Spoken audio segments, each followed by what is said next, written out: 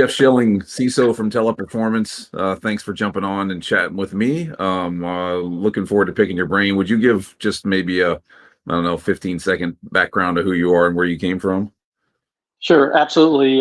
Great to be on your show again, Chase. And I'm Jeff Schilling. I'm the global CISO for Teleperformance. We're probably one of the largest companies that no one's ever heard of, and that's kind of the way we prefer it. We provide a lot of business to customer services for many companies, well over 1,000, many in the global 1,000. And I'm the global CISO, and I basically orchestrate our cybersecurity defenses as well as our compliance program. So being that you're in such a large organization with so many moving parts, one thing that is really, I think, something people are trying to ferret out, right, is like, how do you deal with all the many moving pieces within that system and infrastructure, and with all that dynamism? Like, what's the way to focus on a problem rather than just continually chasing your tail? That's an interesting question. I know that you're a scratch golfer, so I think you would probably appreciate this analogy. You know, when you swing, you have, you know the old saying, you can only have 3 swing thoughts. But as you also know, there are about 50 things that you have to do with muscle memory that happen in your swing that you don't have to think about. So what I try to do is to figure out what are those 3 major swing thoughts that I want everybody in the organization to rally around to make sure that that they're contributing to our cybersecurity posture that makes the most difference. And for us, those swing thoughts are making sure that everyone, no exceptions, always connects remotely through multi-factor authentication. The second piece is our IT delivers services to our clients as well as to our employees that we have an endpoint detection and response on every system, because that is one of our primary security tools that we use to resist against most threats. And then the third is just be smart on email. I mean, everybody knows that the initial vector to get into our environment is through an email, through a phishing email or a spear phishing email. And so that's I focus the broader team on those 3 swing thoughts as we step into the tee box. But then all the other 50 things that we have to do, this muscle memory, like stay compliant, deliver all the underlying security capabilities that like segmentation, network access control, mobile device management. All that stuff kind of happens below the radar of, when I talk to those top 400 execs in our company, as well as our executive committee, with the top 36 executives. I try to keep that below the covers so that they know that that's something that we take care of inherently. And then we just make, as anybody who's been a CISO of a large organization or a CIO of a large organization, it's always a continuous improvement program. And it's just tracking where you have gaps, continuing to close those gaps, and then making sure that you're addressing the gaps from the highest risk to the lowest risk. And that last part is probably more art than science, but and a lot of it is determined by availability of budget and people and resources. So it's just constantly twisting the knobs to figure out how do I get the most bang for the buck to continue to reduce my risk profile. Interesting. So with that being said, I mean, with running such a large organization, like, what is one of the things that you would say don't do? Because everybody always talks about what do and how do you do better and whatever else. Like, if you were to say unequivocally, don't do this, what would it be? It's funny. We actually provide for a lot of our employees, we provide a mouse pad. Not that many people use mouse pads anymore because you don't need them because the rollers are no longer there. But that has the 5 do's and the 5 don'ts. And I can't recall all of them off the top of my head right now. But at the end of the day, a lot of it is aligned to those 3 swing thoughts of, again, it kind of comes back to the things that we want every employee to remember, and a lot of those do's and don'ts are focused on not falling for social engineering type attacks, because at the end of the day, that's how the threat actor gets their initial foothold. It's always some type of social engineering attack. It's very interesting that I've seen since we've um, gotten our multi-factor authentication up in place for our remote workers, is that the threat actor has gone back to the old tactics of calling in and trying to convince people and trick people that they either give up that second factor or to give them remote access to their machine. The good news is that means our controls are holding pretty well. They have to resort to that because that doesn't scale. The bad news is, we have to train all of our employees in to be critical thinkers. And if I could push a button that I think would make my organization the safest organization in the world, was if I could push a button and make everybody a critical thinker, and improve everybody's critical thinking skills. Because at the end of the day, it's that social engineering aspect that really allows the threat actor to get that initial foothold. And then as what we do as security professionals is continue to reduce that risk for the employees that you have that they're on the lower end of the scale of critical thinking skills, and making sure that we make it where that, no matter if they make a mistake or not, we still have compensating controls that allow us to still protect our organization. So that kind of leads me down the rabbit hole of there's kind of two schools of thought, and a lot of folks will say training is the way to go and training is the thing, and then there's the people that say technical controls are the thing. It seems like your perspective is the two are both necessary and they've got to work together. Is that pretty fair? Yeah, absolutely. When I talk to our employees, I always tell them that they're our number one security control. And it is the, when you talk to pen testers, hackers, they will tell you that some of the hardest organizations that they have to penetrate are the ones that have a high infosec IQ amongst the staff and the normal user. However, we also know that doesn't scale for a large enterprise. It's not realistic to say, I can get 380,000 people to a very high level of information security IQ. So as you get into more complexity and more of the global nature, you got to have those technical controls that are thinking about, what if that human does fail, then what are the technical controls that would compensate for that failure, such as a good email security gateway. If I receive that phishing email that's got a malicious link, it's if you got good monitoring on those emails, and when they click on that link and it's sandboxed before they come in, if it's a bad link, it goes nowhere. Your control protects you from that person making that mistake and falling for clicking on that link.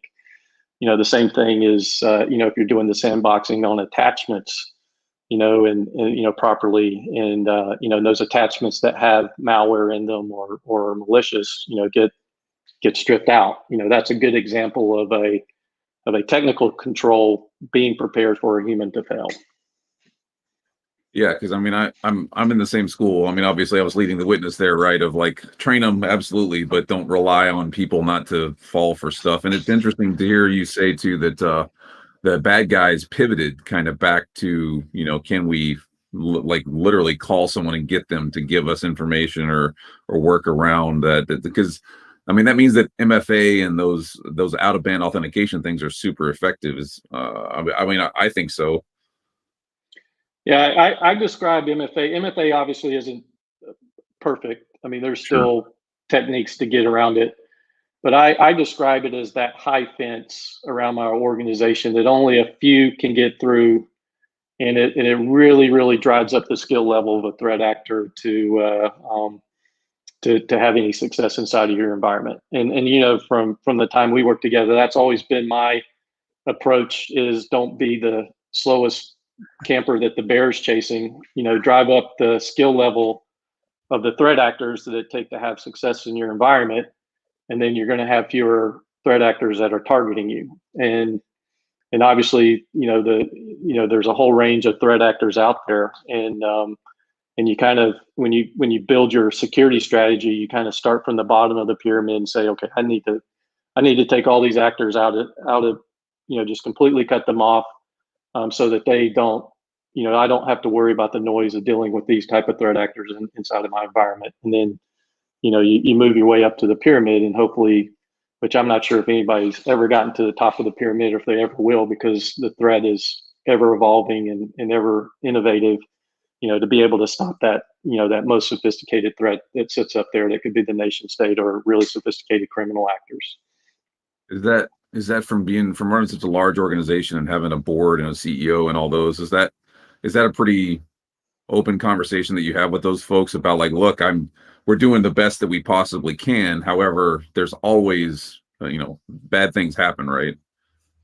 Yeah, when I talk to our senior leaders, I always talk in risk levels. I think about what are the four primary risks that we are concerned about when it comes to cybersecurity and cybersecurity operations, and then basically I talk to them in terms of risk, probability versus impact, and then I give them the picture of, based on what our security posture is, what our processes and security awareness is. Here's where I think that we are low, medium, and high. And then in those conversations we dig a little deeper into how do I come up with that low, medium, high, risk assessment. And then at the end of the day, you tie that back to, what are, the questions that I always get from our leadership is, what can we do to continue to improve?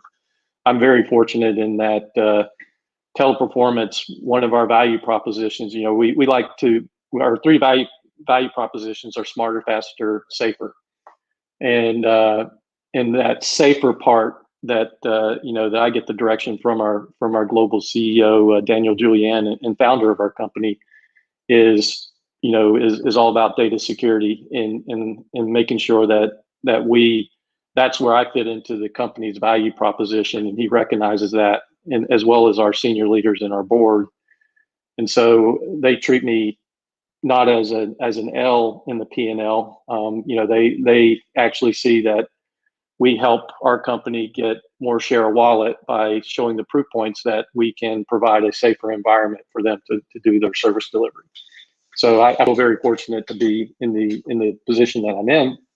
Although it's a very complex job and it's not an easy one, it's great to have the support that I do. Yeah, because I think I read a statistic said somewhere that 56 or 57% of consumers were willing to do more business with a company that could sort of talk about and be open with that they had security practices in place, which makes sense to me. I mean, if I'm going to give you my data and my money and whatever else, I would sure like to know some way that you've got security set up, even though you're always a little bit like, okay, is it for real? I mean, yeah, no security is perfect. I mean, for those who don't know what teleperformance does, I mean, we deliver a lot of B2C services for many of the people that you guys interface with and your audience interfaces with every day. I think the last time I heard the statistic, I think we have about 800 of the Fortune 1000 companies are clients of ours. So as you can imagine, I run into people all the time, and I introduce them from teleperformance. They say, "Oh, we're a customer of yours." I'm like, "Oh, I should have known that." I think being able to have those risk conversations, we do it throughout the whole process. As part of the RFP process, when we're talking to our clients, we talk about our value proposition when it comes to data security. As we bring on board them, one of the first things that we do is, since we're doing service delivery with our clients, use most of the time using their applications, but from our people logging on to our environment, we go through a risk assessment with the client on some of the things that we see that could be that are things that teleperformance can do better, things that are shared risks, and then maybe some risks that we see in their business application that could open them up to fraud or potential data leakage. So we have those conversations all the time with our clients, and we get a lot of positive feedback that they appreciate the fact that we're almost red teaming their business application for them and helping them see some of the things that they could potentially do better. In fact, I said in a conversation with a client this morning, and we went through a laundry list of probably about 10 risks that we had identified with them jointly before. And it was great to hear the client say, yeah, that's in our workflow for our CRM development team. That's going to be delivered first quarter of this time. So it's that partnership in service delivery that I think I'm pretty unique, but because since I left the military, I've worked mostly in the service provider industry, and I think it is different from being the CISO, that where you're mostly the client and not the service provider, and to think about security in that shared risk model as opposed to here's how I do security and everybody will line up and you'll do it this way, because I have 1,000+ clients that have a vote in how we do our security when we deliver their services. Is there anything that is an absolute non-starter when you're looking at some of those organizations, or when you're considering bringing somebody in? If you see something, is it just like, nope, not happening, or is it always, we'll figure out a way to work around this? How does that play out? It's very rare. I mean, the main things that we look at early in the process are, around access to large data sets and obviously payment information. And so, as we go through that risk journey with the client, there's only been a handful of times where, one of our client teams has asked me to get on the call with the client and say, this is a risk that we feel like we need our global CISO to weigh in and work with the client. And I would say on all those occasions when I did do that, and it's been just a few, the client has had more information that we weren't aware of, that were other mitigating controls on their side that turned out that the risk wasn't what we thought it is. And that's what the most important thing is that dialogue between us and our clients. We see this risk, our client goes, oh, that's not really a risk because we actually have a control on this side that keeps that from being a risk. And if you don't have that conversation, then you don't, you either stay up at night worrying about something that's not something you should worry about, or the client is never notified that there's something that maybe they should look at inside their application. Mm. And with that side of it, is it always one of those things where we can evolve to kind of meet that need, or do you just sort of continually drive them to do things differently? Because I mean, it's got to be kind of difficult, right, when you've got all those almost M&A type activities going on constantly. So, I mean, I wouldn't say that I mean, our clients are very collaborative. The people that we're dealing with inside of our clients are the people who are responsible for the customer experience for their companies. And so by nature, they're not security people, but they know part of that experience. I mean, I can't think of any of our major clients that don't understand that part of their value proposition to their clients is protecting them. And I mean, everybody understands the threat. So, a lot of the times when we have those conversations, it's like, hey, glad that you guys picked that up. We didn't think about that. We have a lot of clients that are for the first time are outsourcing to a third party, and so it's going to be their first time having someone that's not a badged employee that's sitting inside of one of their buildings, and what might not have been risk inside of their call centers becomes a risk. When they're trying to scale into geographies that they've never been in before. And that's one of the values that Teleperformance brings, is that we're in 80 countries in the world. And so if you got a product and you want to deliver it in a language or a geography that you don't have people in, we do. And so it's just, I wouldn't say we have to drive. It's a lot of times it's just a conversation, and they say, yeah, you're right. That's something we should do something about. Very rarely do I hear a client say, no, we know it's a risk, but we're just going to accept it because it's a business need. In fact, I can't think of a single case where we've had that.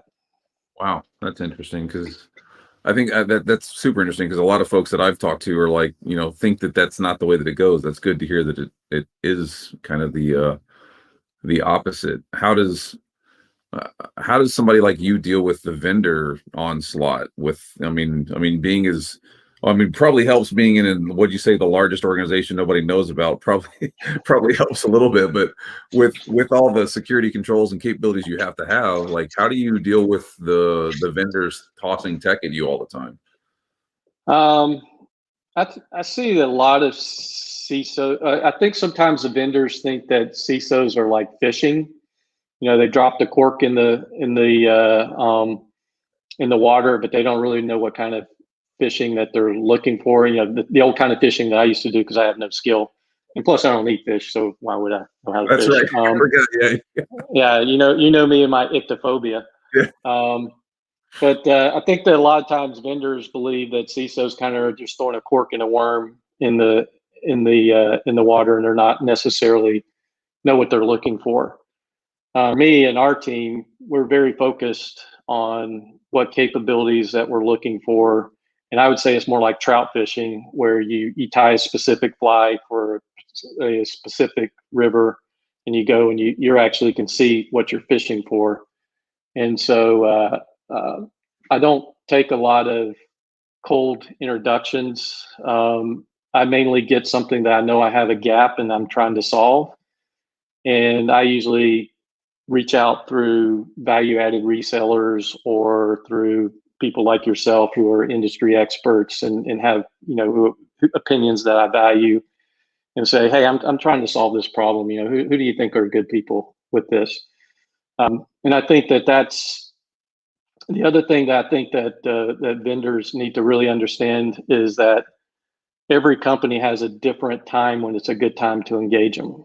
And especially for a large organization like ourselves, when you're talking about implementing anything for an organization that has 400,000 endpoints, that's not a conversation. That's not a deal you close in 30 days. You really got to, for us, we do our gap assessments and at the end of the year of, when we're kind of sitting back and look over the year and decide what is it that we feel like we need to fix or replace. And we also look at what capabilities are coming to their contractual end.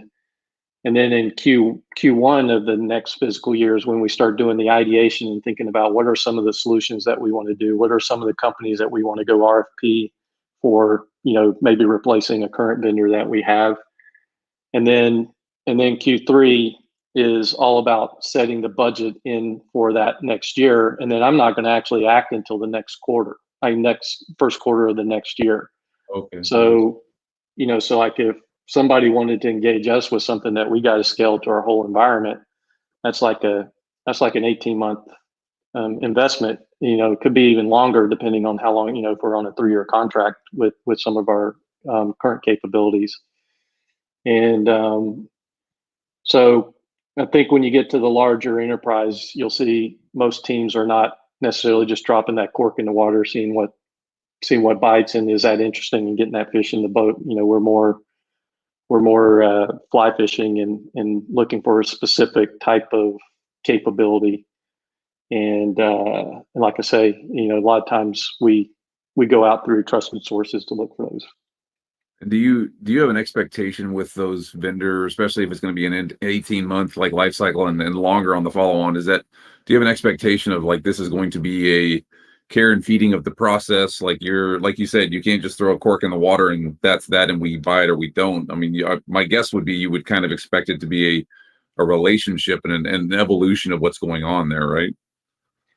Yeah, absolutely. I think the first thing that I like to do, I'm kind of a little bit of a product management nerd. I did a little bit of that in my military background. And so I really look for building that trust that the product is going to, there's really two things I look for. One, that the trust that the product works the way it's designed and it meets all of our needs.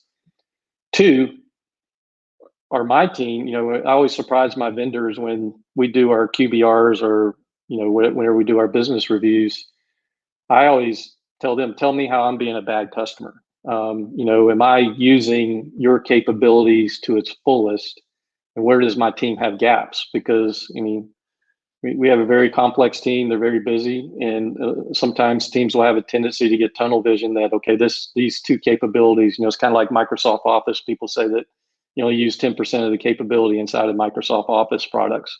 Sometimes you can do that with security products if the senior leader is not driving the teams to make sure that they're using the full capabilities of the tool and getting the full ROI back that the corporate team and the board expects you to have. And then the second piece is, delivering on that roadmap that they promised. There's nothing more frustrating, and I get it. They do it for legal reasons. I don't know if you've been in a vendor pitch lately, but they always have that slide up front that says, this is our best guess of when we're going to do product delivery. It's not a legal commitment. And I get it. That's why they have to do that. But there's one thing that's very frustrating for me is when a vendor has a big miss. Okay, I missed it by a quarter. That's understandable. Things happen. But when you get that eternal promise that never gets delivered, that's that's a no-go for me. And so that's one of the reasons why I prefer to go to the vendors, to go on site, to meet their product teams, learn about their product development process, understand how reliable it is, how thoughtful are they doing it. And to me, that helps me make an assessment that this is a partner that I can stick with, and I know that they're gonna provide me the capability that I expect. Hmm. Well, it's super. It's very involved too, just because it's good to hear that there's somebody in that type of leadership position that actually gives it that much effort. Because I think a lot of people have the misconception of CISOs just sitting out there on their big pile of money, going, "Oh, I need this," and they just pluck it out of the air, and then it becomes a thing. It's way more involved than that. Yeah, it is, and I'm probably making it sound much easier than it is by just talking about it. But it's I I think that you got to be targeted. Especially when you have to think as far out as we do in our security strategy. And then, the other problem you run into, obviously, being a lot, I saw this in my Department of Defense days. When you're in a large organization, sometimes you may get the Cadillac of capabilities, but instead of a 2021 Cadillac, it's a 2015 Cadillac because it just takes so long for that acquisition process to work. That was my old saying when I was back in the department. Same thing with a large enterprise like Teleperformance is sometimes because of our deliberateness and how we have to plan. We may miss out on some of the latest innovations. And that's why it's always good to know that you got partners that aren't sitting back on the accomplishments that they have, and that they're continuing to improve their product to stay up with what the latest capabilities are. Yeah. Well, so where do you think we're going with the space overall over the next 5 years? Is it going to be all cloud, all ML powered, whatever, or do you think we're just going to continue to evolve, slowly? Like, what does it look like in your opinion in 5 years? Well, I'm still looking for that easy button, but it still hasn't come yet. And I think that the cloud evolution is already here, and it's already kicked off, and many companies are in that process of investing and moving more to the cloud. And I think you and I, from working with me in the past, that I'm a big believer in the cloud. I'm one of the first CISOs, I think, back in early 2010ish and 12ish, that when I saw the opportunities in the cloud, I saw that one of the problems I always had working cybersecurity at scale was always a design problem and an architecture problem. The awesome thing about the cloud is everything is orchestrated and designed with software. You don't have a person, with a cut sheet, plugging in things into a patch panel, trying to figure out, how the signal flow. You do that all with software. So there's incredible capability in cloud, whether it's private cloud, public cloud, of orchestrating an architecture that's designed to be secure. The challenge that we have is, as we did this mass migration to the cloud, is that people have kind of forgotten those design principles. They're starting to come now, and you're starting to hear terms like security guardrails and and automating security into the DevSecOps process.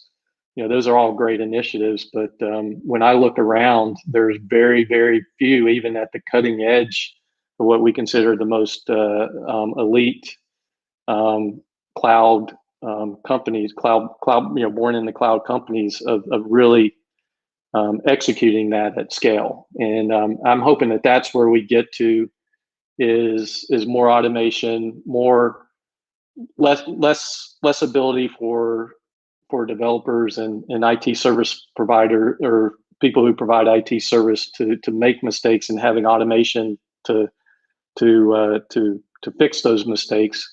There's a lot of people that are talking about it. Some are delivering it somewhat, but I don't think that we've gotten to that true place where AI and ML is being used at its fullest extent.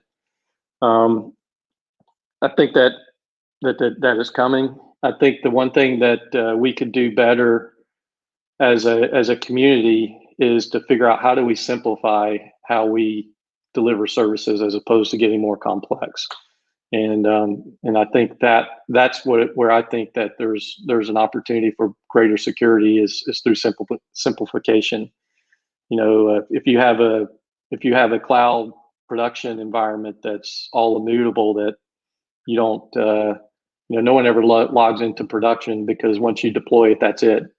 If it breaks, you fix it in UAT, and then you rip down your production environment, and then you respin your UAT into production. That's when I might not have a job anymore. And because at the end of the day, the threat actors are attacking production and they're attacking endpoints. I think that we're getting pretty good at protecting endpoints, but production is where there's still a lot of opportunity and a lot of complexity that we still haven't managed well. So I know you got other stuff to do, and I appreciate your time. The last sort of one I want to pick at, because you and I are both people that didn't come from dedicated sort of cyber background. I mean, two sides of the question. Number one, do you think that we have a lack of talent in the space around cyber? And then number two, if you were to tell somebody that wasn't a cyber person, about the space, like, do you think that this is a good place to be career-wise? Yeah, I think the thing that I see that's really lacking in the cybersecurity workforce, a lot of people are coming to it for the money. And I think the advice I always give is, if you're going to college and you want to go into cybersecurity, don't take computer science. And I know I'm going to make a lot of computer science people angry. I don't mean to, but my point here is computers should be your hobby. It should be your life. You should be that person who sits in the basement playing games and has a crazy gaming system that that's very complex, and that should just be inherent knowledge that you have. For me, what's really missing a lot of times is critical thinking and problem solving. And so I get this question a lot when I'm doing speaking events. My daughter or my son wants to go in cybersecurity. What should they take when they go to college? Not that I'm the model, but I'm a chemistry major. I think a physics major, a mathematics major, majors where they teach you how to do problem solving and analytics, and because that's the key thing. I mean, knowing how a computer works and how things are connected and how to download and run a script that goes through a bunch of logs. I mean, that's all things that you can get trained. That's more buttonology. But what's between the ears in the problem solving piece is something that you can, that higher education, I think, can provide a great experience for folks to teach them how to problem solve. And I think the hard sciences and mathematics are the kind of people that I look for, because not that the computer stuff is easy, but most of the good operators that I've worked with have all been, computers are their life, and that's kind of their baseline. And then from there, they got into the problem solving of cybersecurity. That's great. Because I mean, I tell people, I've had plenty of people say stuff to me about computer science. I'm like, look, if I'm writing code, things have gone to hell. Like we don't want. There's a whole bunch of people we don't want doing computer sciencey things when they're in cyber. I love that, your point about problem solving is more important necessarily than being a hardcore computer scientist. And that probably does irk some people, but so what? It's accurate. Yeah, and I'm not saying that computer science people don't have a role in cybersecurity, but if you don't bring the critical thinking with you, then you're not useful. And I think that's where, and I tell you, my favorite thing to do when I go into an organization, I've grown some cybersecurity organizations inside of my current company, and it is all about going and picking those system administrators, those database administrators, those developers who are interested in network engineers that are interested in cybersecurity, and then converting them over to cybersecurity because they bring that baseline knowledge, and because they have years of experience. And I've built many teams by converting the IT people to just a different flavor of IT. I still consider myself to be IT. It's just I do the security portion of IT.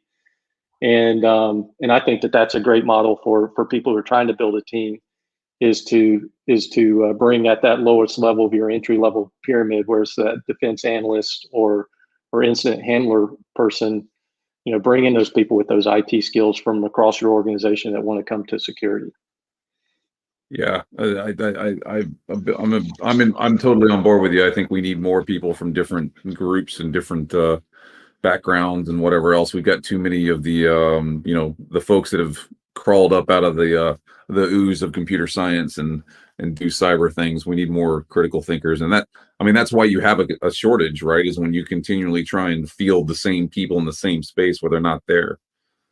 Yep. Yeah, there is no easy roadmap. Yeah. Well, and especially when you're dealing with an organization as large as yours, I can only imagine. So, wow. Well, I think we covered almost every topic I could possibly imagine in about 37 minutes. Jeff Schilling from Teleperformance, great friend of mine, somebody I look up to, and I always appreciate you taking the time to chat with me. And, thanks again. And I really think this is going to be good for folks out there that do listen. Yeah, I appreciate your time, and love to come on anytime. I enjoy every conversation we have. So thanks for inviting me. Someday we'll have a conversation about your fish phobia, but that's a whole other issue. Yeah, people have been trying to solve that for 54 years, and it still hasn't. Nothing's been done about it. So I think I'm unfixable in that. Awesome. Thanks much. All right. Bye.